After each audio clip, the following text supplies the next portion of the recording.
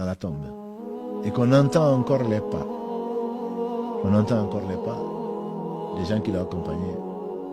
Voilà que deux anges traversent la terre. Et ne demandez pas comment. Deux anges traversent la terre et le font asseoir. Les deux anges, d'après un hadith rapporté par l'imam Tirmidhi, toujours du même Abu Huraira, car la grève, ces deux anges s'appellent Nakir et Munkar. Ce sont des anges noirs aux yeux bleus. Anges noirs aux yeux bleus, qui traversent donc la terre et qui font asseoir le mort, et l'âme me rejoint à ce moment-là.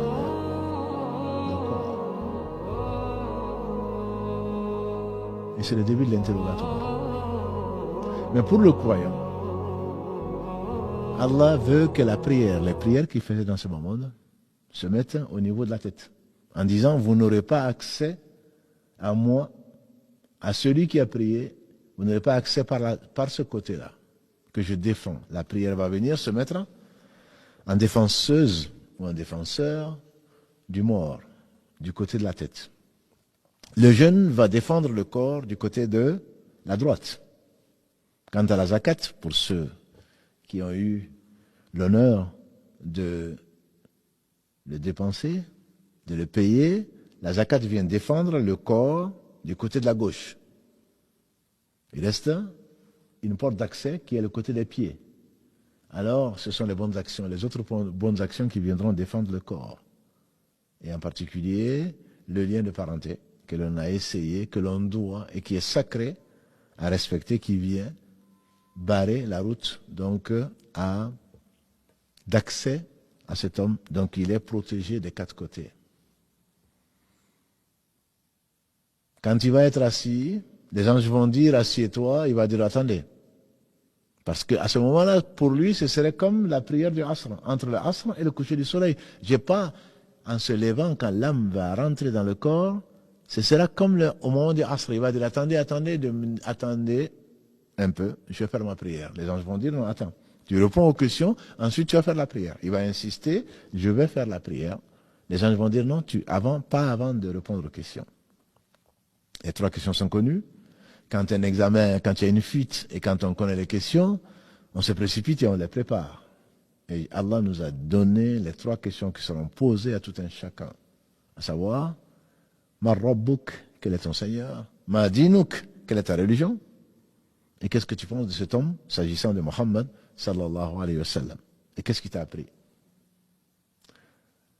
C'est là où ta vie sur terre va t'apporter. Ta sincérité sur terre va te protéger. Allah dit subhanahu wa ta'ala dans la sourate 14, sourate Ibrahim. يثبت الله الذين آمنوا بالقول الثابت في الحياة الدنيا وفي الآخرة. Allah raffermit les croyants par la parole ferme, on dit la ilaha illallah, dans la vie d'ici-bas et dans l'au-delà. L'au-delà, on dit, c'est dans la tombe. Dans la vie d'ici-bas et dans l'au-delà. يثبت الله الذين آمنوا بالقول الثابت في الحياة الدنيا وفي الآخرة. ويضل الظالمين. Et Allah laisse dans l'égarement les injustes. ويفعل الله ما يشاء. Et Allah fait ce qu'il veut. Surat Ibrahim 14, verset 27. Donc ce Seigneur subhanahu wa ta'ala va raffermir la langue du croyant. Quand on va dire qui est ton Seigneur, il dira c'est Allah. Il sait, il l'a connu, il l'a aimé, il lui a obéi, il s'est éloigné de sa désobéissance, de ses interdits, parce qu'il a su que Allah n'a rien ordonné si ce n'est le meilleur, l'indispensable.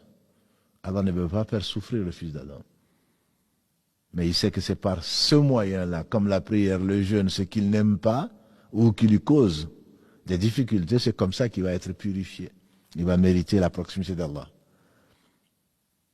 Alors, quand il répondra à ces trois questions, quelle est ta religion? Il dira, c'est l'islam. Inna dina inda Allahi l'islam, dit Allah dans la sourate Al-Imran 3, verset 19. La religion pour Allah, c'est l'islam. Et Allah dit également dans le verset 85, وَمَنْ يَبْتَغِ غَيْرَ الْإِسْلَامِ دِينًا فَلَنْ يُقْبَلَ مِنْهُ وَهُوَ فِي الْآخِرَةِ مِنَ الْخَاسِرِينَ. Verset 85 de la même sourate Ali Imran, celui qui recherche une façon de rapprocher d'Allah autre que sa religion, Allah ne va pas l'accepter de lui et demain dans l'au-delà, il fera partie des gens qui sont perdants. Il dira l'islam est ma religion. Pourquoi? Parce qu'il a connu.